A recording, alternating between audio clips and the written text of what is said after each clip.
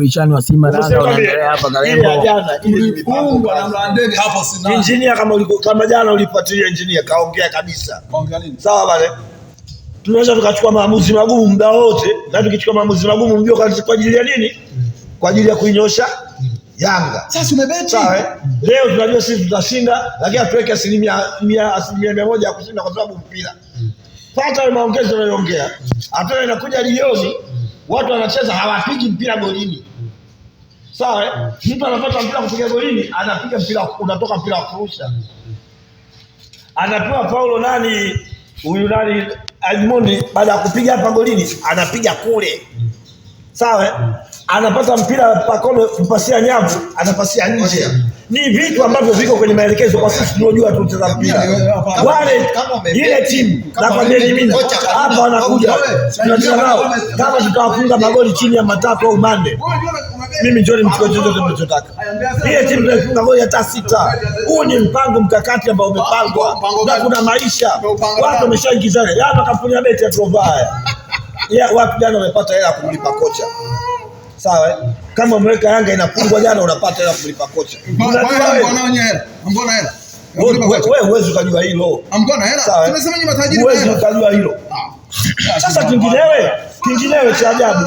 Wewe ni kolo. Yanga inakutesa. Yule kocha mbovu unashangilia aondoke ile kocha mzuri. Wewe si utaendelea kwa matesoji. Sasa mimi ndo nakashangaa watu wa Simba wanafurahia nini kwenye hili? Kuna mechi ngapi tunazopata sasa hivi? Nini tunafurahia nini kwenye hili? Kwa sababu tukiwa Fabingo TV tunaendelea kwa ajili ya Simba na Yanga, mabishano yanaendelea.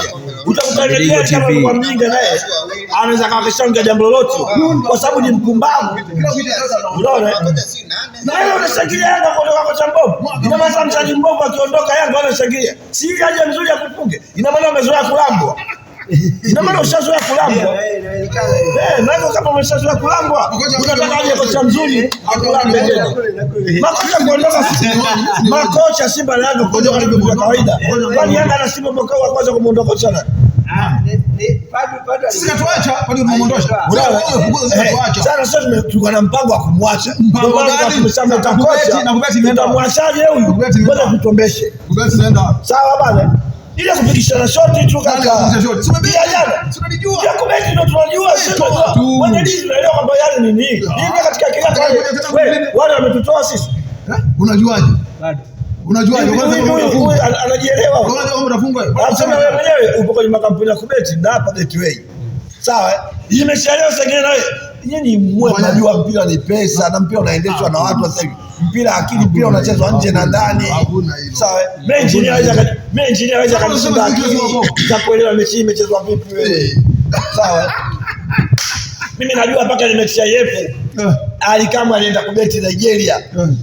Sawa, tena kundi la unasema nini wewe? Kuna maisha kwenye mpira. Mimi nimejua nini kwanza mechi ya jana? Ushabiki nini sasa? Dakika 25 zote za kwanza tunacheza tunaona kabisa tumewakamata.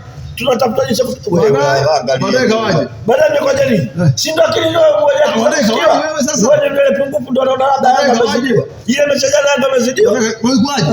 Position uliona? Ni kwamba sisi tunajua kinachoendelea nini? Wale nimekwambia peke yako. Nimekwambia mimi wale wamekuja wale wamekuja tunafunga goli 3. Nenda pale sasa. Mimi nakupa kwa kwa wewe umefurahi kocha kufukuzwa? Mimi sikufurahi, yani design ya kumfukuza kocha mimi sijapenda. Ila kwa sababu tunashiriki na makampuni ya kubeti. Mpira sasa hivi umeshaingiliwa.